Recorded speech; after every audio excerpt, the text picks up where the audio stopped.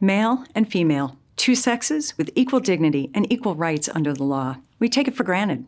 For a very long time, laws against sex discrimination have protected female safety and rights and opened up a world of infinite opportunities in education, politics, work, the creative arts, and sports. Until now.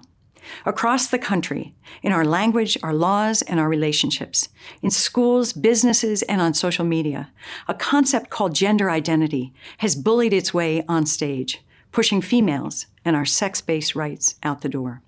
New laws and policies based on gender identity are undoing decades of progress by changing our language, undermining our rights, stealing our opportunities, and threatening our safety.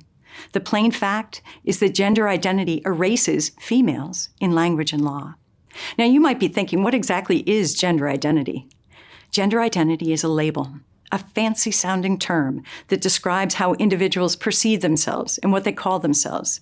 Psychologists define gender identity as a person's deeply felt sense of being a boy or a girl, a man or a woman, male or female, or something else, regardless of the person's sex, regardless of whether their sexed body is biologically male or female.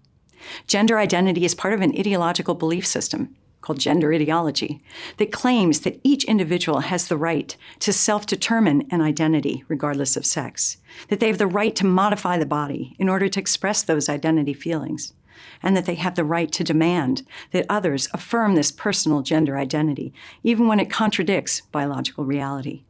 This is a false anthropology, a distorted understanding of the human person. So here's the truth. The human person is male or female. We cannot change sex, ever. Biology defines sex as the organization of the body towards a reproductive role. So each person, created male or female, has a body that's designed to produce either sperm or eggs. Our male or female identity is written in every cell of the body. It cannot change.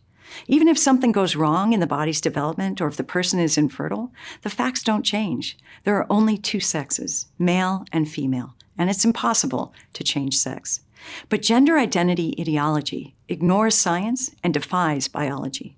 It elevates a personal narrative about who I am to the status of being a protected characteristic under the law. Gender activists tell young people to know your truth and don't let other people direct your own narrative because only you know who you are. But it's not that simple. A person's self-perception, their gender identity feelings, can't change reality. And it's deeply unfair when our language no longer recognizes the truth that we are male or female. Language needs to be grounded in reality. I'm not a birthing person. I'm a mother. I don't identify as female. I am female. And there's something else. When gender identity is privileged over biological sex, females lose. It's that simple. Because sex does matter. Only females go through female puberty, get pregnant, give birth, and go through menopause. That's biology, and no one can self-define into or out of biological reality. Biology also makes females uniquely vulnerable when safety and privacy are compromised. 9 out of 10 victims of sexual assault are female.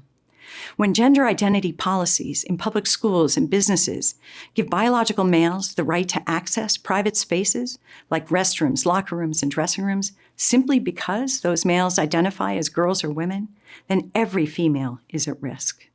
Under gender identity policies from California to New York, single-sex spaces reserved for females, places like shelters for female victims of domestic violence, or hospital rooms in female-only wards, or even cells in a woman's prison. Any male who claims a self-defined gender identity as a woman is allowed in. In schools and universities, males who identify as girls and women must be permitted to join and compete on girls' athletic teams, all because of gender identity.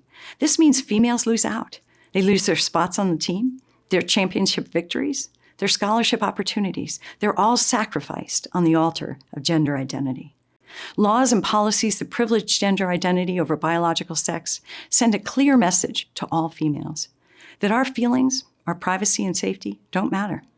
Gender identity laws and policies also send another message to all Americans, that reality doesn't matter either. That the truth about who we are as human persons, male or female, that doesn't matter either. But that's a lie. The truth is sex cannot change. The human person is male or female, and we can express our personalities and interests in many different ways without denying that truth. Let's face the facts. Let's speak the truth. We're male or female forever. When gender identity is privileged over biological sex, females lose. And when our laws and policies and language deny the truth about who we are, male and female, we all lose. So let's embrace the truth. We are male or female, two sexes with equal dignity and equal rights under the law. And that's something to celebrate. I'm Mary Hasson from the Ethics and Public Policy Center for Edify. This is Scott Landry, Director of Edify. Thank you for watching this video. Please help edify others in our country by sharing this video now through email and social media.